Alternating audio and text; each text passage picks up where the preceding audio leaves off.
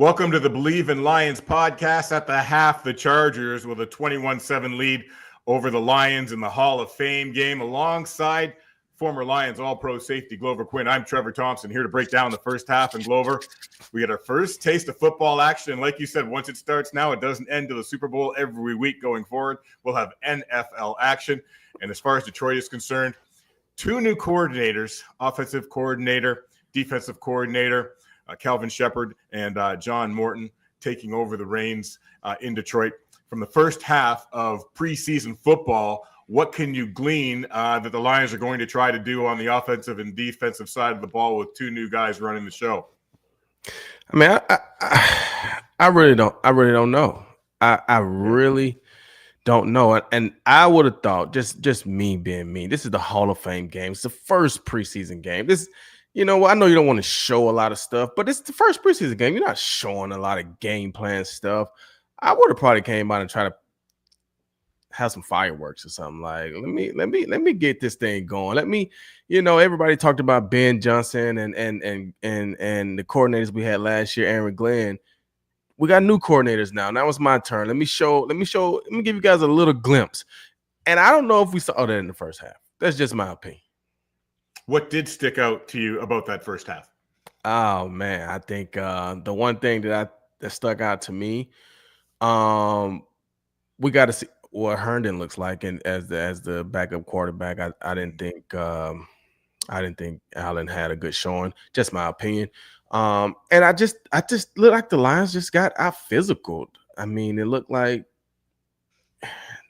the Chargers they were a little more physical than the Lions. I know we had turnovers, but we got to hold on to the ball. We can't throw interceptions. You can't throw that out route. Like that's like I would expect to see better from the backup quarterback.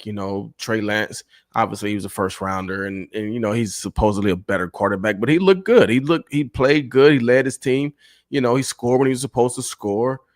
I didn't know if I saw anybody really stand out. I mean, Craig was running, but it's the preseason game. You're gonna get a lot of carries running the ball. I just didn't. We're getting inside the red zone and we got to go for it on fourth down. Like, I get it. Dan Campbell's he's gonna go for it, but I mean, you want to see the O-line get in there. Like, I don't want to see you go for it on fourth down all the time. But that didn't happen. It's the first preseason game, so I don't want to get too riled up. But I mean, You're riled up a little bit. Man. It's football, man. We're back, man. We're back. It's the first time. I got people talking to me at the gym, talking about the Lions, and they're trying to bet me already. And it's the first time for us to get national TV action, even though it's the Hall of Fame game, and none of the stars are playing for the most part. Okay, let's see what kind of depth we got. Like, who's going to be the exciting guy that makes the roster? I don't know if I saw that. One guy that did catch my attention, though, Isaac Tesla, the one catch, but the size. You saw the size and what he can do with that size. I don't know how they intend to use him, but the size and the hands, you can see why they moved up in the draft to maybe get a guy who's got some upside like that. To me, that was just looking at him, the eye test, the one thing that stuck out to me about the first half as far as if I was going to try to pick out a positive and something that I really like. Oh, that caught my attention. Yeah, I mean, I thought he caught the ball well, and he the thing that I looked at, he seemed to have a bigger body. I don't know his exact measurements, but when you see guys running out of bounds and DBs going to hit him and they kind of bounce off, it's kind of like, okay, he's a little heavier guy, bigger guy, but I don't know how fast he is, and none of that stuff matters until you get in the game with the real guys that are playing fast. That's when you can tell, okay, this guy's fast. And he also plays fast. There's a difference in being fast and playing fast. His hands look good, but I don't know if he's going to be is he going to be able to work for us on the outside? Because Amon is going to be in the slot. So I don't know if we're looking at him to be a slot guy. Mm-hmm. Is he going to be the guy opposite of Jamison? I don't know. I mean, I got to see more. You do have to see more. And as far as seeing more goes, It's the preseason. They're going to go again next Friday. Go take this thing on the road to Atlanta. Maybe you see a few more starters get in there. But as far as this goes, who will you be looking for? What will you be looking for as the preseason rolls on? There's Tate Rutledge, obviously. We talk about Tesla a bit here. Talik Williams on the D-line. Who are you going to be looking for? What will you be looking for as this thing rolls forward? I mean, honestly, I'm not going into the games preconceived to look at anybody. I just go in to see who stands out. That's going to tell me everything.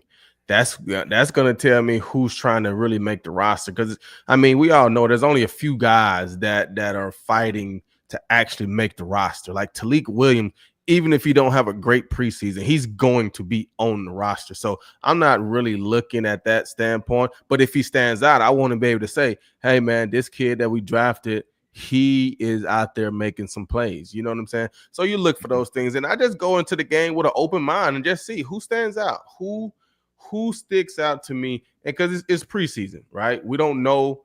I don't know half of these guys that are out there. So right. I just want to see who's trying to go out there and make their name known. So we can say, hey, man, that kid, Yasin, I think his name was Yasin, number 23, the defensive back. I don't know if he can cover, but he ain't afraid to tackle, right? Mm-hmm. Mm-hmm. He's got a motor. I left that game, the first half, saying, I don't know who 23 is. I think his last name was Yasin, so I don't want to be disrespectful. I don't know if he can cover, but he's not afraid to tackle. And Dan Campbell has been singing his praises all through camp, says he's got a motor. Ahmed Hassim, taken in the 7th round. He's got a motor. He's hungry. They say they have to slow him down a little and get him to pick his spots and play with intent, play with purpose. But you see a guy that can tackle and's got some raw skills. How excited do you get about that? I mean, like I say, that's what you want to see, right? Is it you said 7 rounders? So obviously you're thinking special teams, gunner, kickoff, like being able to go down there and make plays. And that would be how he would try to hopefully make the roster. And if he don't make the roster, I'm pretty sure he'll be a guy that they put on their practice squad with him, giving them an opportunity to develop, because they know, like they say, he got to slow them down. You always want to have guys that you got to slow down. It's hard to speed guys up, but if I can slow you down, hey, you're playing fast, you're physical, you're trying, we can work with that. You can always work with guys like that. And so it's good to see that being a draft pick, you're getting to start in the Hall of Fame game, and you go out there and, like I say, you make a couple big tackles in the red zone against some big running backs. I mean, that first tackle against Hampton, that's a tough tackle. Coming up in the open field like that with the running back with that angle, like that's a tough tackle. And he made that one. Then he come back to the next possession with a big hit on Vidal or somebody, I think it was, at the around the goal line as well. Like, I mean, those are 2 big tackles, I feel like, for him. So that was a good showing to me. Backup quarterback is going to be a very important spot on this team right now. And you talk about Kyle Allen, not a stellar first half with the picks, obviously. But when you look at Hendon Hooker getting an opportunity here to take that role, he's only thrown 9 passes in the league and going into his 3rd year right now. What's he going to need to do to seize that job? Because obviously there's going to be some fall off if you don't have Jared Goff in there. What's he going to need to show you that he's NFL ready to take that backup QB spot? Well, I think he's going to have to obviously show his IQ, that he's smart. Backup quarterbacks have to be very smart because they get very limited reps with the first string, with the ones, and then they get thrown in the game if something goes down. So you got to show that you're strong and you're able to, you're smart and you're able to go in there and play, right? But in the preseason, he's going to have to make a couple of key throws. You don't have to do a lot, but you got to make a couple key throws to give everybody confidence that if he is thrown in there, that he can get the job done. And then you can't hurt yourself. Like Kyle Allen is hurting himself. He's hurting himself by, like, you're supposed to be the guy. You was the guy that got the start. I mean, and I don't know, I mean, that first interception, that's just a bad ball. You just can't do that. And the second one is telegraphed. You're throwing a deep fade from way out. Like, Tony Jefferson just read it like a book. I'm sitting there looking like, that's tough. You don't want to see that from your backup quarterback. You want to see guys, if you're supposed to be, what year is Kyle? This is his sixth different team. Right. In the So he's seventh, been in yeah, the league for. He's been around. yeah, You 29 get in years the old. hall. Yeah. Right. You get in the Hall of Fame game. You're out there with a bunch of young guys. Can you elevate those guys? Can you bring the energy? Can you bring it to elevate those guys that you're out there on the field with? If you can't do that, then I don't know. I don't know. Are you going to be able to get in the huddle with the guys and then they respect you as a leader? Those are things that I look for in the quarterback. Like, are the guys going to follow you?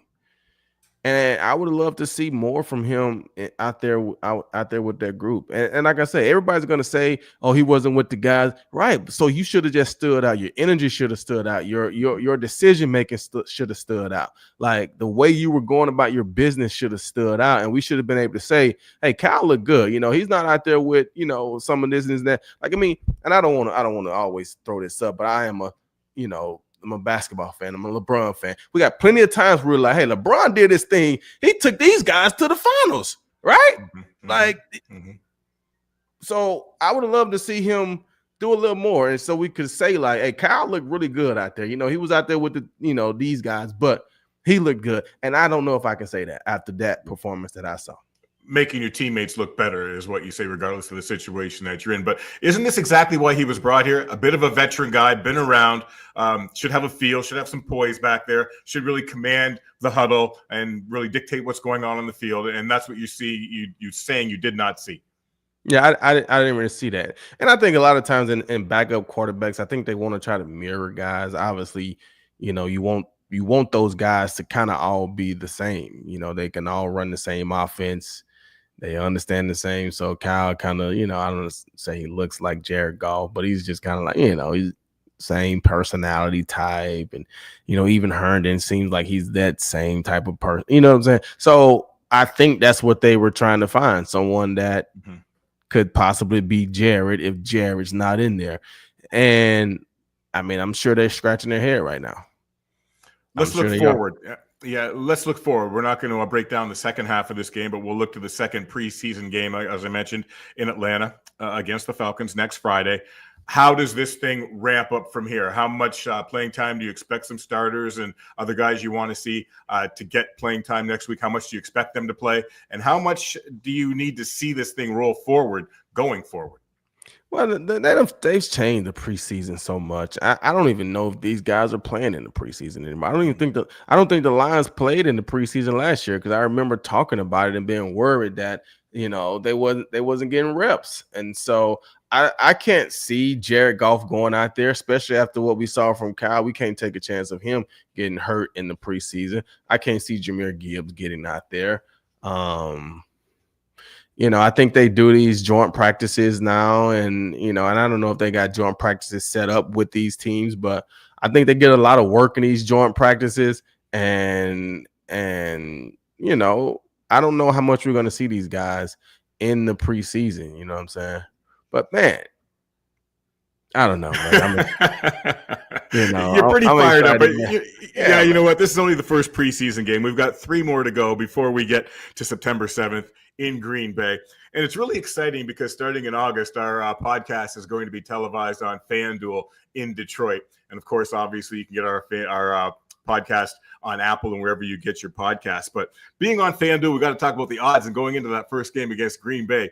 1.5-point favorites against your division rival to start off the season. What are your thoughts on not just the odds, but that first game against the Pack and what this team might look like then as compared to here in the Hall of Fame game first half tonight? Well, the first week is always up in the air. And, like I said, I don't think we're going to get to see any of these guys in the preseason. That's the part. And I definitely don't think we're going to see a unit, if that makes sense. You may see 1 or 2 guys here or there, but I don't think we're going to see a full offensive unit or defensive unit from either team.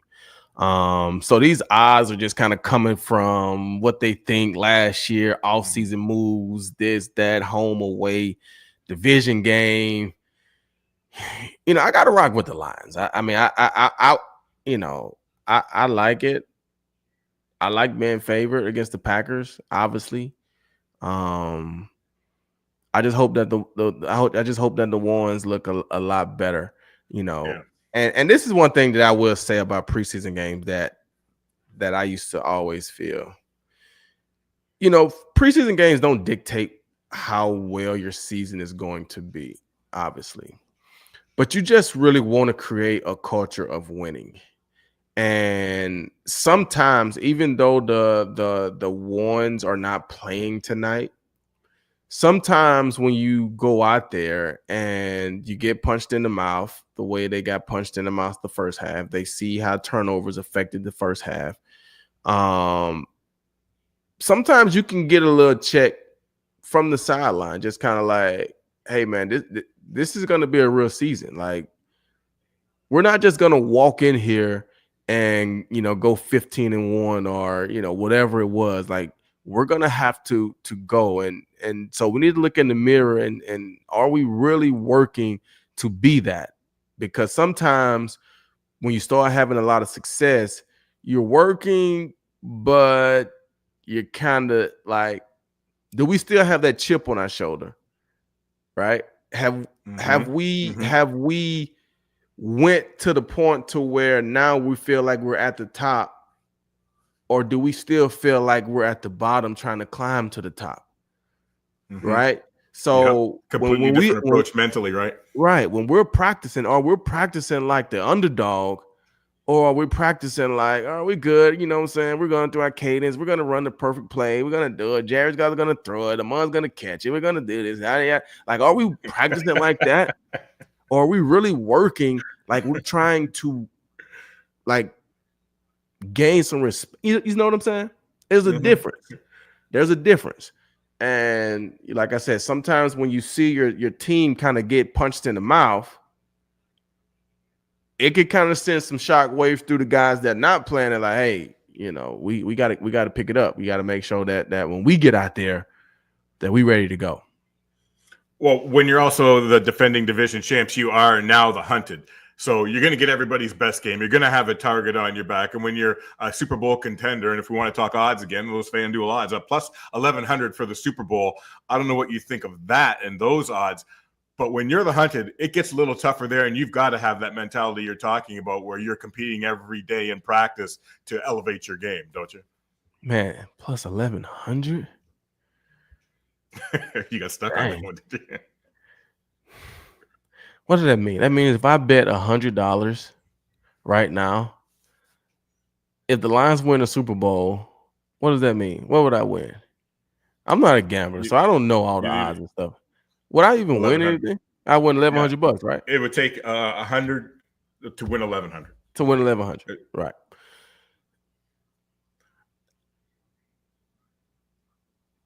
I've never been a gambler. Never. But I might have to put in a Super Bowl bet just because, you know, I can't get into. You said you're riding with the Lions. You said you're riding with them. Yeah. How far are you riding them?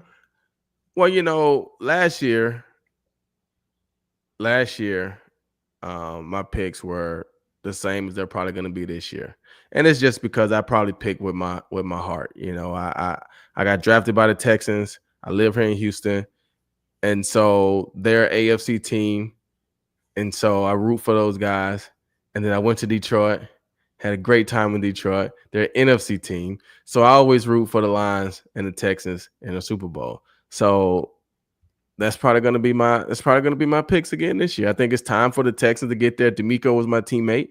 And then, you know, obviously the Lions been there, got all the way to the NFC Championship, got smacked in the mouth a little bit last year, got smacked in the mouth in the playoffs. So this is that, you know, this is that comeback year. And so I'm not going to lie. I want to see the Lions struggle during the season. I really, and I know, and I hope I don't catch a lot of flack for this, but I really do not want to see the Lions go 15-1. I really don't. Like, I want to see them struggle through some games. I want to see them get punched in the mouth some games. I want to see them play great some games. I want to see that. That builds the character that they're going to need 15-1, just gliding through the season. That doesn't build the character that you need to go and win a Super Bowl. And people can say, well, you never won a Super Bowl. I know it. I never won it. So it's hard. They're hard to win. And hey, you saw a lot of what you're talking about in the first half of the Hall of Fame game here tonight. You saw him get punched in the mouth. You saw some adversity. You saw some struggles that are going to have to be overcome right out of the gate here so far this season. Well, it is the Hall of Fame game. I do want to get your thought on this before we wrap up the pod here tonight. Detroit native Antonio Gates going into the Hall of Fame alongside Eric Allen, Jared Allen, and Sterling Sharp. Just give me a thought on this Hall of Fame class before we wrap this up. You know what? This is obviously a smaller Hall of Fame class in comparison to what they have been. But I can sit here and say that I know all these players. I know Sterling. Well, not know him personally, but like I watched those guys. I played with these guys on the video game. I played against Antonio. I was on the field playing against Jared Allen. I used to play with Jared Allen on Madden when I played with the Vikings. So, I mean, this is kind of cool to see, you know, these guys going into the Hall of Fame. Obviously, the Hall of Fame is just such a great accomplishment, you know, to be selected to that level, you know, it just cements a great career. So congrats to those guys, man. And you know, all of them probably going to have the same story. They all were hardworking guys. Antonio Gates didn't even play football in college. He was a basketball player, but he was a tough basketball player. If you look at how he played basketball, he was a tough basketball player. So, you know, and for all these guys that say it's easier to go NBA, it's easier for basketball players to go to the NFL. Antonio Gates was a receiving tight end. He wasn't blocking anybody. So let's make sure we understand that. Everybody think that, oh, we can just go play tight end. No, you can't. You can't.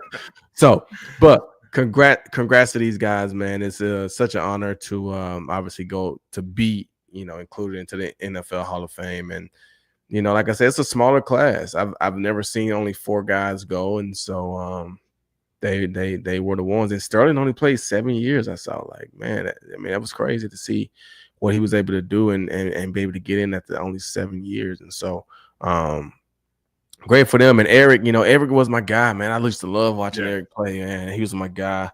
I used to love watching him play, playing with him on video games and all those stuff. So it's just cool for me because, like I said, these are some of the guys from my childhood and then my early adulthood and then getting into the league and playing against, you know, Eric was gone when I got there and Sterling was gone when I got there, but Jared was still there and Antonio was still there. So that's pretty cool.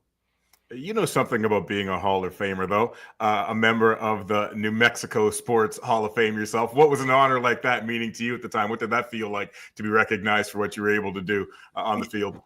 You know, all that stuff is great. And, you know, one thing that I said in, you know, in my acceptance speech was I can't sit here and say that I ever dreamed of this.